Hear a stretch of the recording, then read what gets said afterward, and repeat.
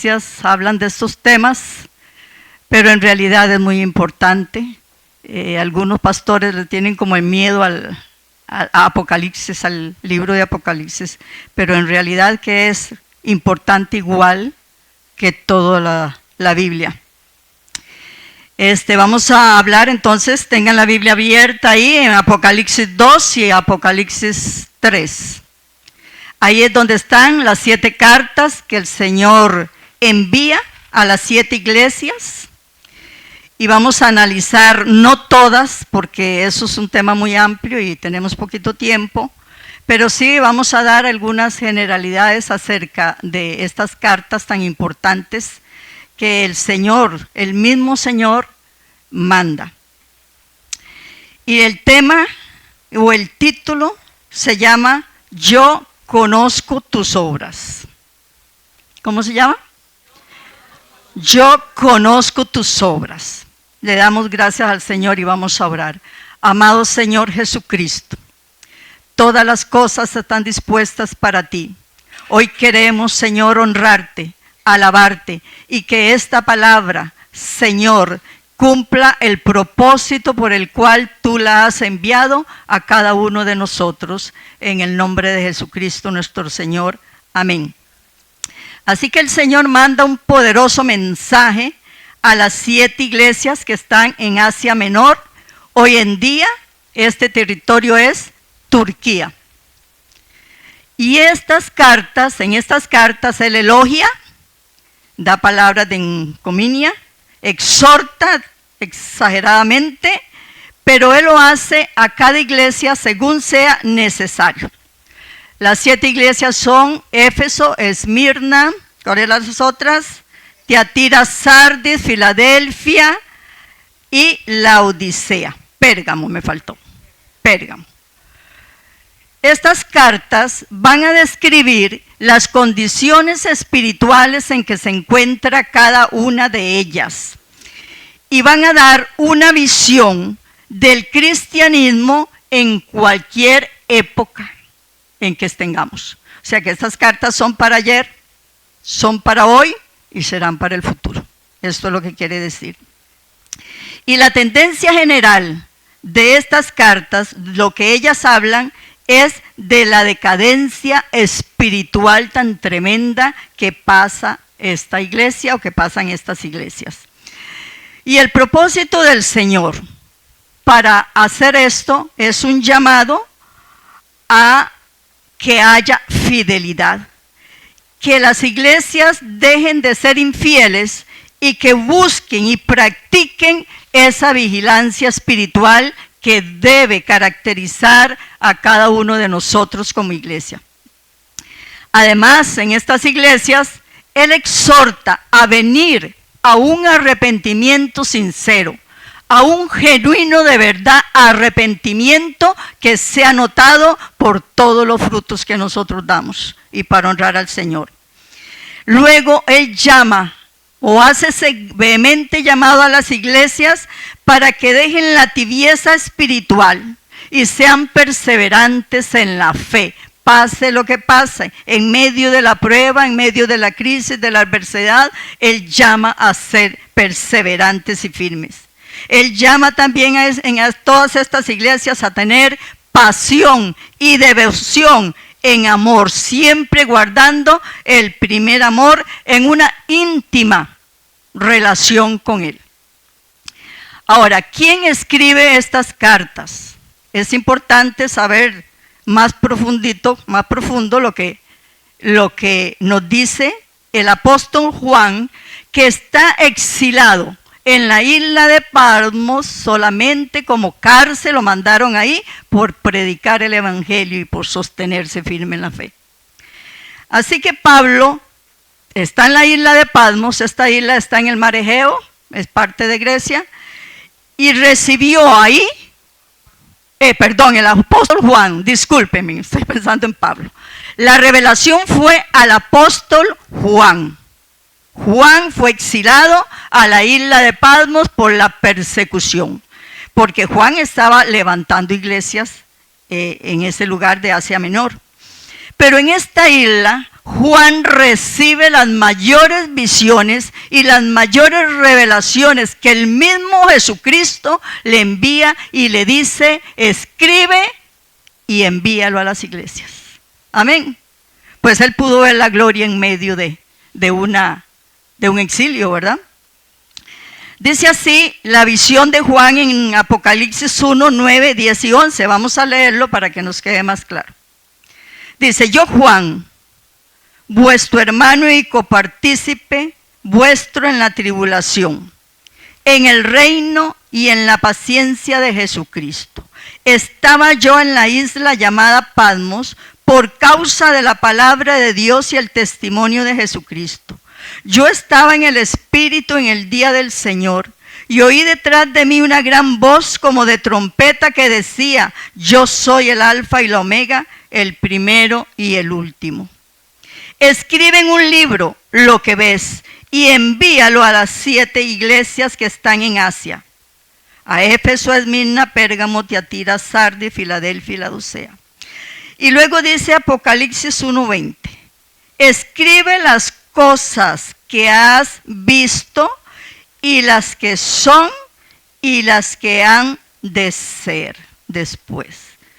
¿Qué quiere decir esto? Que esto que Juan está escribiendo estaba en el pasado, en la iglesia pasadas, está en el presente y estará en lo futuro. Es para todo periodo cristiano de la época cristiana. Ahora veamos la similitud en la estructura de las cartas, o sea, cómo están estructuradas.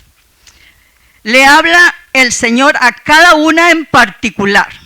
A cada una le dice una cosa, a la otra le dice otra, y ahí va, según sea necesario y según Él conozca sus obras. Él se refiere a las obras que está haciendo y se revela como el yo sé o como yo conozco, ¿verdad? En realidad, Él nos visualiza como lupa, como con una lupa. No podemos escondernos porque Él conoce cada detalle nuestro. Fíjense que la Biblia dice que aún nuestros cabellos son enumerados, no solo contados, enumerados por Él. Ese es el poder grande. Cuánto nomás nos conoce a cada uno de sus hijos, ¿verdad?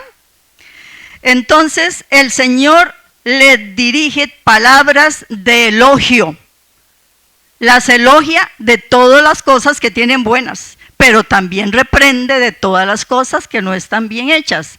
Es el caso de que la Odisea no tiene palabras de elogio por parte de nuestro Señor Jesucristo. Fíjense que esta iglesia era bien, no sé cómo decir la palabra, bien fría tal vez. Luego hay exhortaciones o reprensiones fuertes a todas las iglesias, menos a Esmirna y a Filadelfia. Ahora vemos esto, que nosotros queremos ver cuál es la situación de nosotros como iglesia, ¿verdad? ¿A quién nos parecemos? ¿Cuál es nuestro modelo?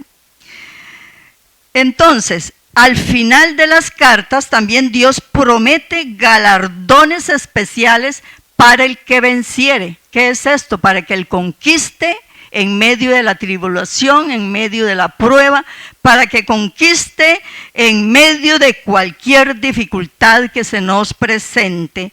Y entonces Él ofrece, dice, si venciere, si conquistas, yo te daré semejantes premios. Ahora los vamos a leer al final.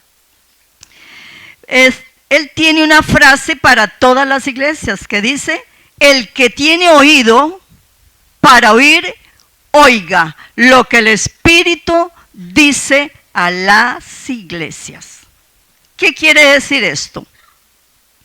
Está en cada mensaje, al final de cada carta, que nosotros tenemos oído para oír.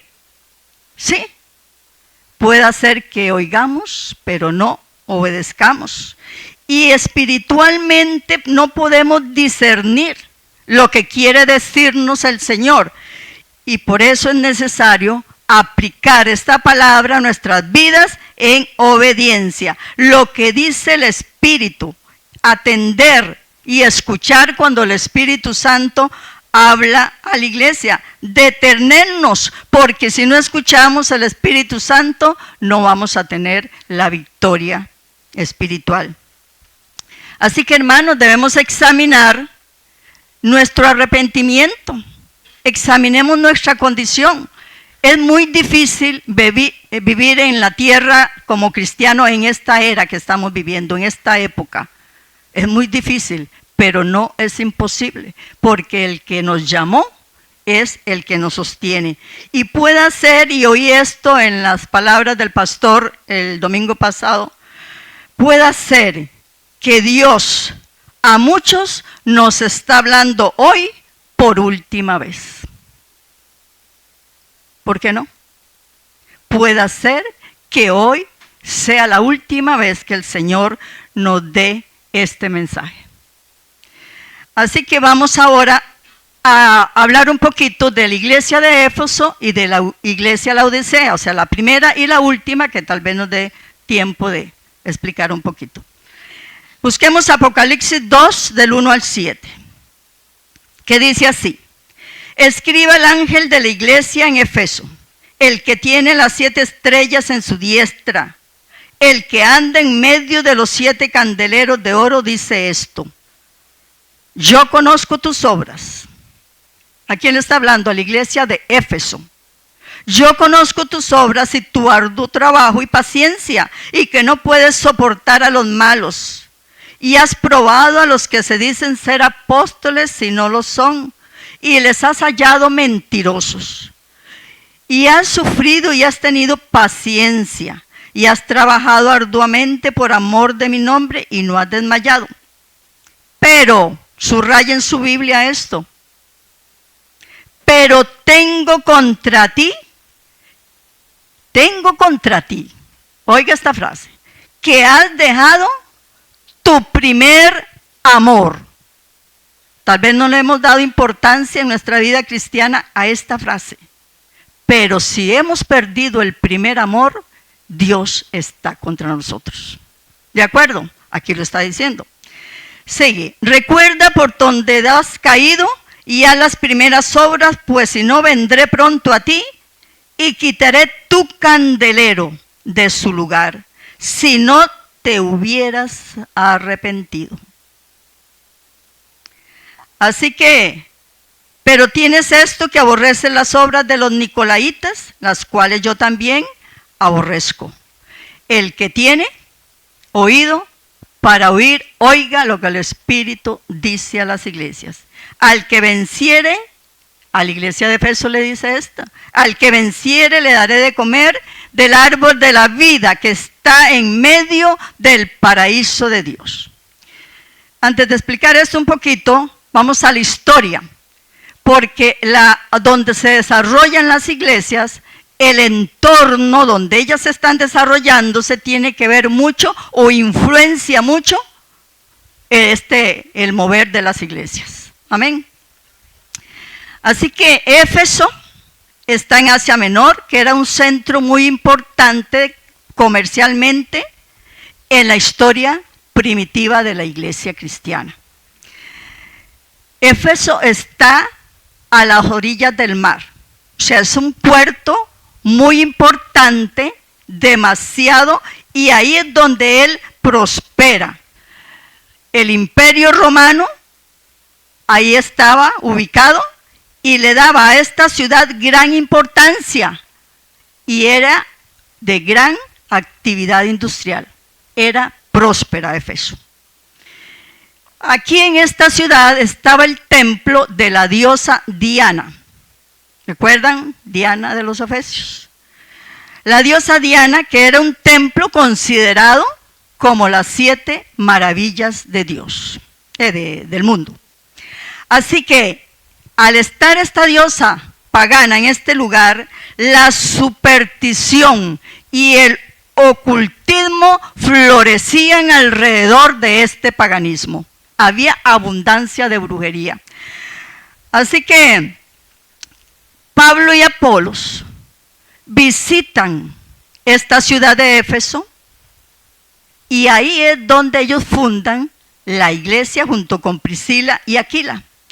Además, a Éfeso llegaba Filemón, llegó Epafras y Timoteo, grandes siervos de Dios, grandes predicadores, evangelistas que evangelizaron a toda la ciudad de Éfeso, aún con semejante oposición, ¿verdad? De tal manera que la Biblia dice que los que fabricaban ídolos tenían gran negocio, porque los ídolos estaban a reventar en todas las casas, los ídolos de la diosa Diana.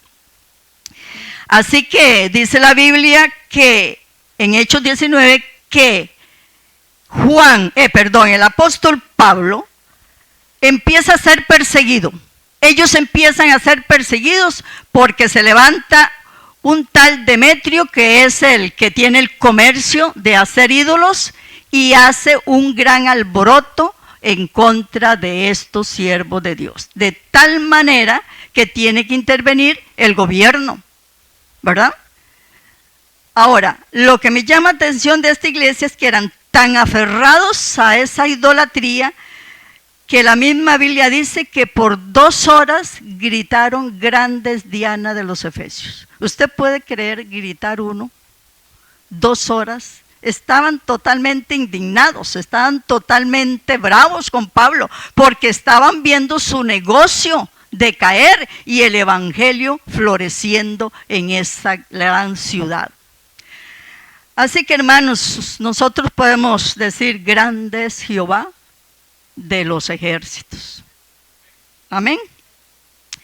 Así que llega el momento en que esta iglesia se destaca como una gran iglesia, pero las obras, el trabajo, la paciencia, todos son buenas. Son buenas, pero dice que no toleraban a los malos. En cierta forma tenían discernimiento espiritual.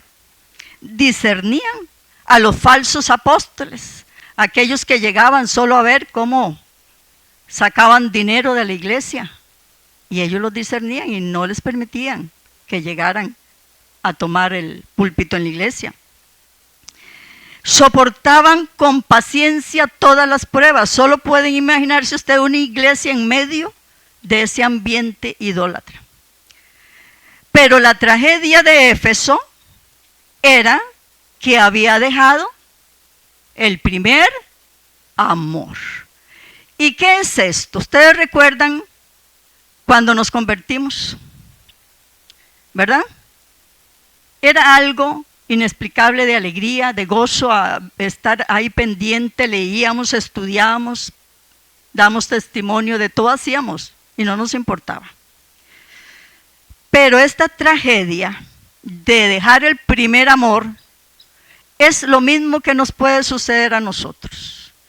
¿Qué es en la lista de la vida de un cristiano? ¿Cuáles son las prioridades? Prioridades en la lista. Tenemos muchas, pero en un cristiano la prioridad debe ser el Señor Jesucristo. Muchas cosas tenemos que hacer y muy importantes, pero si usted pierde el primer amor, la prioridad que es nuestro Señor Jesucristo, el Señor está contra nosotros. Porque el fuego del afecto, ese fuego de poder, de unción, se había extinguido. Había un ardiente entusiasmo, que es ese entusiasmo que no se puede perder.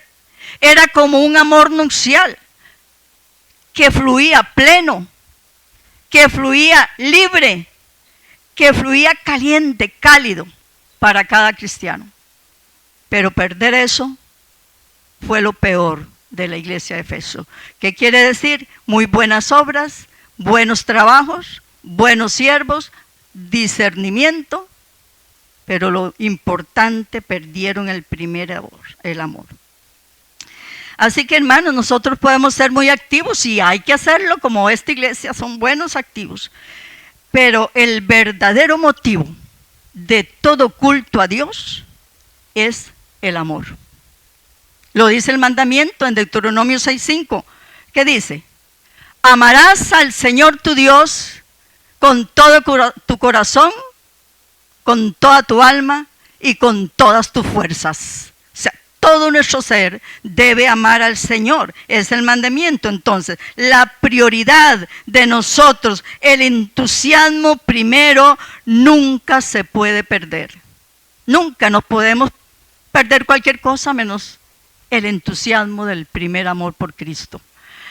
Así que Dios hace un llamado, que vuelvan al primer amor, porque si no, quitará su candelero. Es decir, esta iglesia sería raída. Desaparece, simplemente desaparece. Ya el Espíritu Santo no está ahí, ya Dios no está dirigiendo. La iglesia puede seguir ahí muy carnal y muy visible, pero esta iglesia ya está raída por Dios, por haber perdido el primer amor. ¿No les parece que esto es serio? Para mí esto es muy serio, porque nosotros los cristianos empezamos a entrar en una rutina, en un conformismo, como en una religión más, y hacemos cosas para Cristo, pero las hacemos sin Él. ¿Entienden?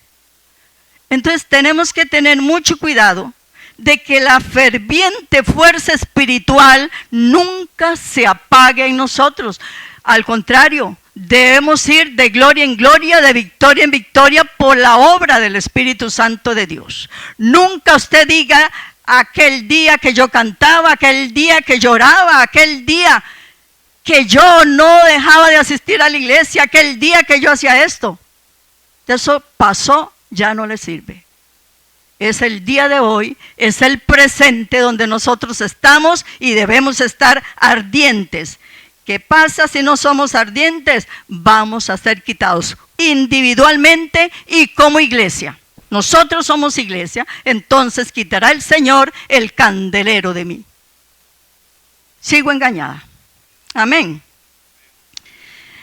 Recuerden ustedes que el amor de todo el cristiano se resume en amar a Dios y a su prójimo como a ti mismo. Es un poquito difícil, pero tenemos que hacerlo. La Biblia dice que el amor de Cristo fue derramado en nuestros corazones. Por lo tanto, solamente activémoslo. Activémoslo y verán ustedes que no es tan difícil, ¿verdad?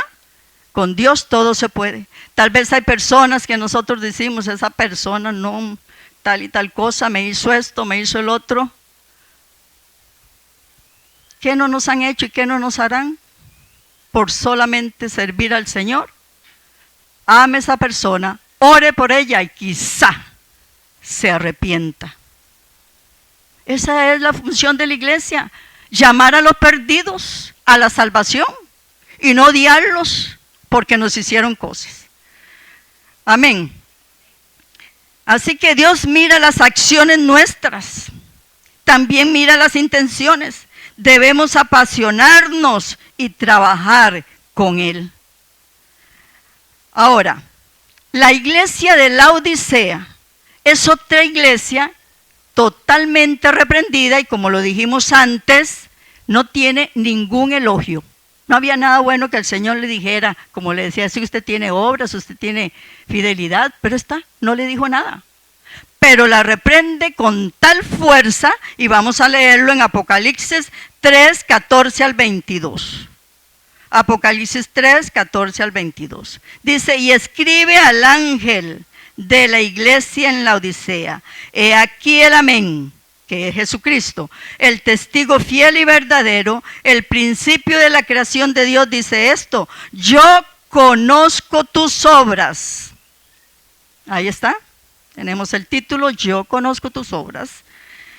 Y esto me asusta más que lo del primer amor. Yo conozco tus obras, que ni eres frío ni caliente. Ojalá fuese frío o caliente, pero por cuanto eres tibio y no frío ni caliente, te vomitaré. ¿Ven qué fuerte? Te vomitaré de mi boca. Porque tú dices, Laodicea, tú dices, que yo soy rico y que me he enriquecido y que no tengo necesidad de nada. Pero el Señor le contesta, tú eres un desventurado, miserable, pobre, ciego y desnudo. ¿Puede subrayar usted cada palabra del peso que tiene cada exhortación? Demasiado. Por tanto, yo te aconsejo que de mí compres oro refinado en fuego para que seas rico, y vestiduras blancas para vestirte y que no se descubra la vergüenza de su desnudez, y unge tus ojos con colirio para que veas. Yo reprendo y castigo a todos los que amo. Sé pues celoso y arrepiéntete. Inmediatamente el Señor Jesucristo, la exhortación es: no te has arrepentido, arrepiéntete. Nos está hablando hoy también a nosotros. Vamos a ver la historia en el contexto que se desarrolla la iglesia Laodicea. Laodicea, igual que Éfeso, era una iglesia muy próspera. Era rica en su comercio. Tenía un comercio muy importante que dice la historia que vendían una lana negra. Yo decía, ¿hay ovejas negras? Y sí, hay ovejas negras. Esa lana era fina, de un gran valor, y era un comercio importantísimo. Además de ellos, tenían una situación muy importante. Laodicea era una ciudad que estaba muy cerca de una carretera muy transitada. Por lo tanto, eso hizo que hubiera tanto comercio. Además, esta iglesia o esta ciudad de Laodicea eran expertos en crear medicinas para las personas que tuvieran enfermedades. Y una de ellas que los hizo famosos es un colirio para que la gente que tenía problemas en los ojos se sanara. Y de hecho era tan importante que se sanaban, ¿verdad?, al echarse el colirio. Pero había un gran problema en esta ciudad. Lo tenían todos, eran ricos esta ciudad, prósperos. Pero el problema que tenían era que no tenía agua la ciudad. Eso es duro, que no tengamos agua, ¿verdad? El agua tenían que traerla de las ciudades vecinas. ¿Recuerdan la Colosa, que visitó Pablo, sí? Y Hierápolis. Estas ciudades son vecinas y muy cerca de Laodicea. Desde Hierápolis tenían y tendían tuberías de kilómetros para llevar el agua a la ciudad de Laodicea, ¿verdad? Cuando llegaba esa agua, ¿cómo cree usted que llegaba? Atravesando desierto y todo esto. Esa agua llegaba, eso es muy importante, llegaba tibia. Entonces, los de Laodicea no podían tomar esa agua porque les producía vómito. Y al no tener fuentes, pues tenían que depender de las demás ciudades. Ahí estaba su debilidad, ¿verdad? Aunque eran ricos, todo lo tenían. Cuenta la historia que Laodicea era muy próspera, pero también era muy soberbia, y que hubo un terremoto destruyendo gran parte de la ciudad, y el Imperio Romano le ofreció ayudarla. Dijo, no, nosotros podemos solos, tenemos los medios. Eran muy subidos, ¿verdad? Pues así, el Señor siempre usa o explica cosas naturales para decirlo en lo espiritual, ¿verdad? Esa agua llegaba tibia. También usted, y yo estaba pensando en esto, que cuando uno tiene unos deseos, náuseas, deseo de vomitar, eso tan terrible, es bien feo estar así. Y leyendo algunas cosas dice que si uno toma agua tibia, yo no sé la farmacéutica que te sabrá de esto, que si uno toma agua tibia, rapidito el vómito sale y usted se siente más aliviado. Bueno, eso es interesante, ¿verdad? Saber esto. Pues, así que hermanos, es gran peligro para la iglesia de hoy estar en una tibieza espiritual. Esa tibieza espiritual le producía asco al Altísimo. Miren, ¿por qué cree que a Dios le molesta esta tibieza? ¿Saben por qué? Porque la tibieza es como una hipocresía. Estoy haciendo muchas cosas y pretendo que enseñarle a la gente que yo soy buena persona, porque la tibieza no se nota. Es una pretensión, casi una hipocresía. Y al mismo tiempo, la tibieza o el tibio se apoya en las dos partes, en la parte carnal y en la parte espiritual. O sea, se mueve en dos reinos, o sirvo dos reinos. Sirvo en parte al reino de las tinieblas y sirvo en parte al reino de la luz. Ahora, el Señor reprende a la iglesia por esa indiferencia espiritual, porque ella se cree autosuficiente.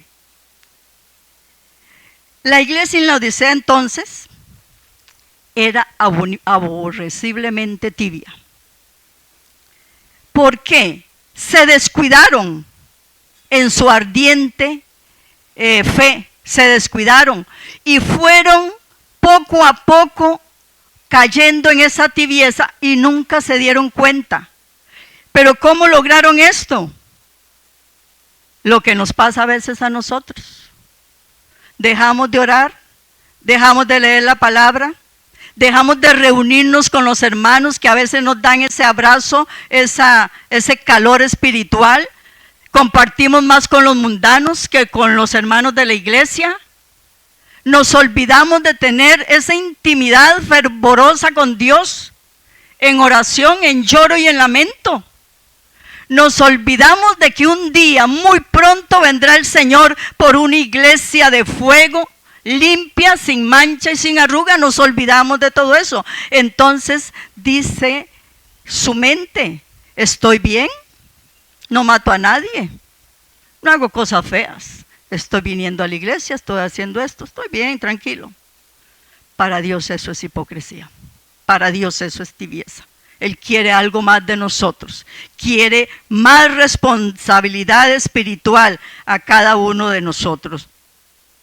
Así que era tan repugnante la tibieza espiritual, o es tan repugnante en las cosas divinas, que le dio asco al Altísimo.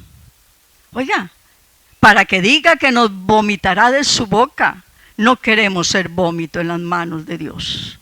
Amén. Esta iglesia se caracterizaba por ese orgullo, esa complacencia, esa autosuficiencia. Y esto es lo que a veces algún hermano lo tiene, se cree que es muy autosuficiente, que no necesita de nadie, que todo lo sabe.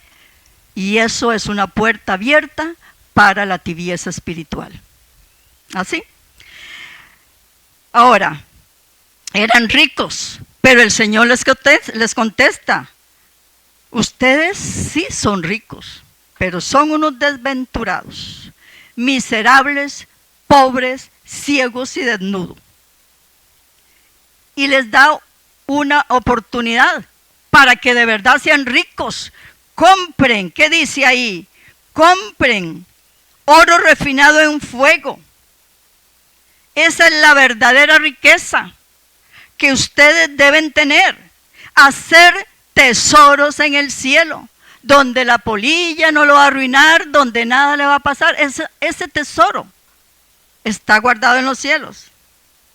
Y también Isaías 55:1 dice: a todos los sedientos, venid a las aguas. Venid y compren el reino de Dios sin dinero, ¿verdad? Compren leche, compren miel, vino. Todo esto es símbolo espiritual, que es lo que nosotros tenemos que hacer. Entonces, si es bueno lo material, pero esa no debe ser mi prioridad, porque me lleva al orgullo.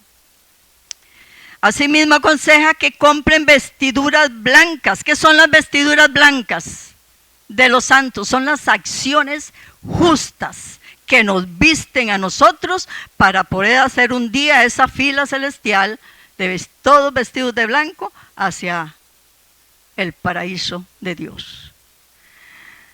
Así que, hermanos, el Señor les aconseja que debían ungir los ojos con colirio.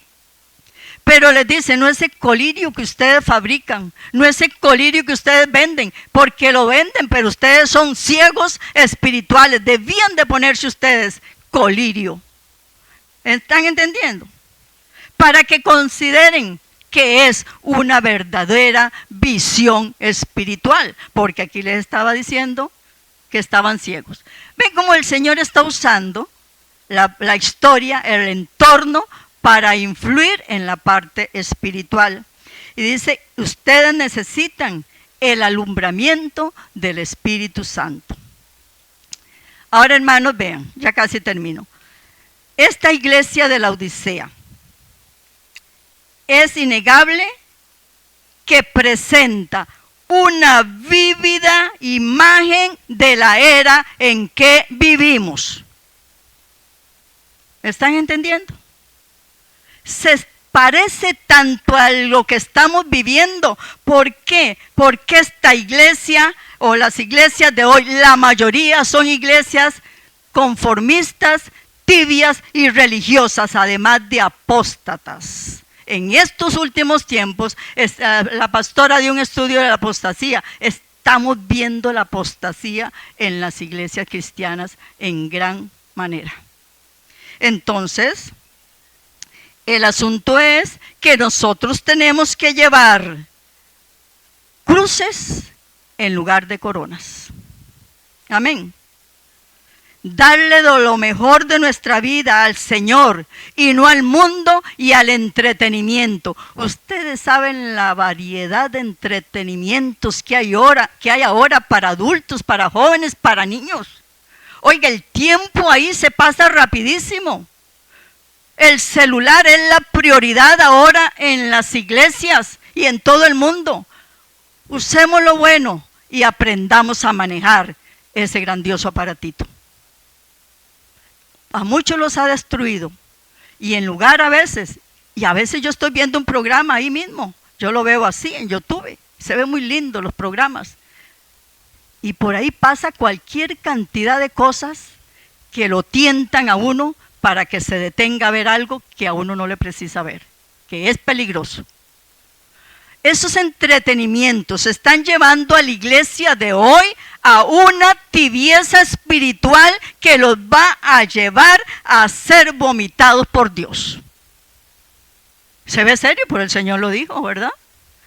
Hermanos, tenemos que tener cuidado. No le demos lo mejor de nuestra vida al mundo y a la distracción. Démosle lo mejor de nuestra vida a Jesucristo. Y no olvidemos que nosotros estamos esculpidos en la mano de Dios y de ahí usted se puede salir si sigue en desobediencia, haciendo lo que Dios no le ha mandado hacer.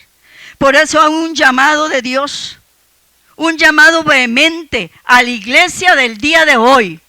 Ustedes saben cómo está la iglesia, no hay que explicar mucho. Están conformes. Se le han olvidado que Cristo viene y que tienen que estar totalmente preparados para esto, ¿verdad? Estamos viendo las guerras, que ya es un hecho, la persecución, el dolor del pueblo de Israel, que nos debe doler a nosotros, porque nosotros somos las ramas injertadas en el olivo. Israel. Clamen por Israel, lloren por Israel. Un día posiblemente vamos a tener que tocar algo de esto, de este sufrimiento. Pero gracias a Dios, la profecía cumplida para que la iglesia se aliste, para que deje de ser tibia y repugnante. Amén. El Señor llama en Apocalipsis 3, 20, 19. Él no ha dejado de llamar, ni ha desamparado a Israel tampoco. La Biblia dice en el Salmo 121, que Él no se ha dormido, no se adormecerá el que guarda a Israel. Él está ahí y los está viendo pasar, los está viendo llevar, los está purificando, porque su pueblo tiene que ser purificado. Igual nosotros, igual. Así que hermanos, Apocalipsis 3:20 dice, el Señor llama a cada uno de nosotros con amor, con ternura, y no lo hemos podido captar.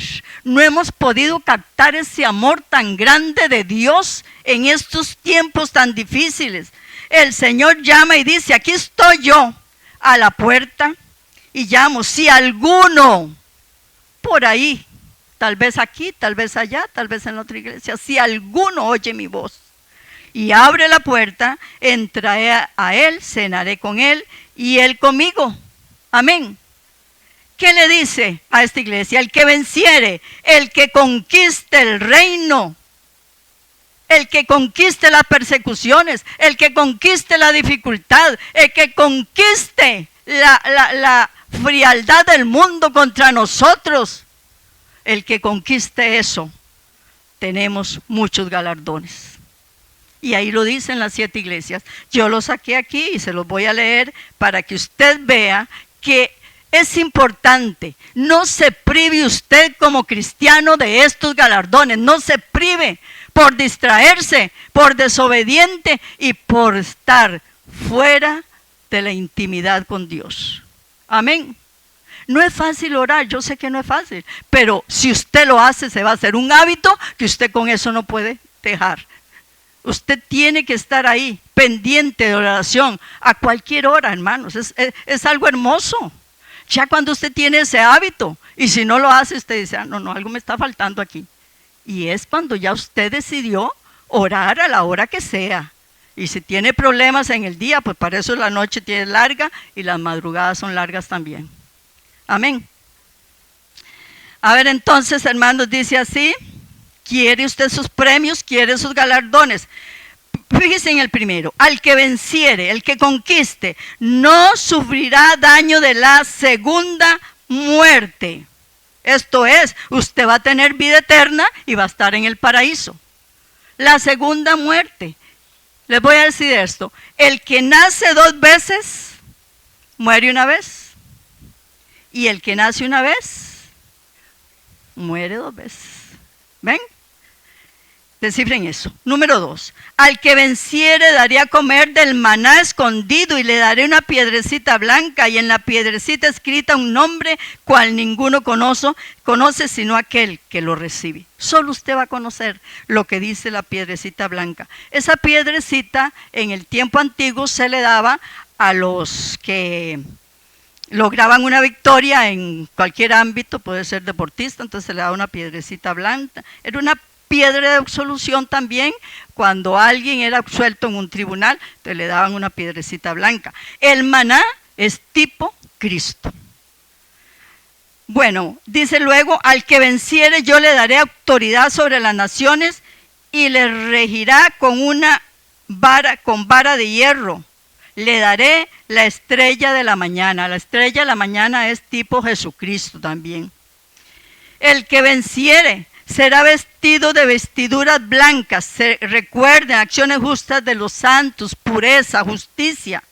Y no borraré su nombre del libro de la vida. Fíjense que el nombre puede ser borrado. Los que no creen en que ya somos salvos, hagamos lo que quieran. No. Aquí lo está diciendo. Yo puedo borrar su nombre del libro de la vida. Y confesaré su nombre delante de mi Padre y delante de los ángeles. Al que venciere le haré columna en el templo de mi Dios y nunca más saldrá de allí. Y escribiré sobre él el nombre de mi Dios y el nombre de la ciudad de mi Dios, la nueva Jerusalén. Y el que venciere le daré que se siente conmigo en mi trono, así como yo he vencido y me he sentado con mi Padre en su trono. ¿Qué dice Colosenses? Que estamos completos en Él. A la derecha también, junto con Jesucristo. Y termino con esto, hermanos. Es urgente que estemos atentos a estos mensajes de las iglesias. Léanlos, escudriñelos y no lo vea como una información. Hoy yo no vine a informarles. Hoy yo vine a que escudriñen el poder de Dios en sus vidas a través de las 7 cartas de Apocalipsis. También dice Joel 2:12-13, que habla de la misericordia de Jehová. Dice, por eso pues, ahora dice Jehová, convertíos a mí con todo vuestro corazón, con ayuno, lloro y lamento. O sea, llore, gima delante de Dios. Que haya una verdadera conversión. Rasgad vuestro corazón y no vuestras vestiduras. En aquel tiempo los judíos se rasgaban los vestidos cuando estaban de luto, cuando estaban afligidos, cuando querían arrepentirse. Pero aquí el Señor dice, rasgue su corazón. Ahí es donde está el verdadero arrepentimiento. Así que la iglesia siempre va a estar en la lupa de Dios. ¿Por qué? Porque Él conoce nuestras obras. Amén. Esto es, y que Dios me los bendiga. Vamos a pasar a la pastora Marugenia y vamos a hacer una oración por Israel. ¿Verdad, pastora? Es muy importante y que Dios me los bendiga.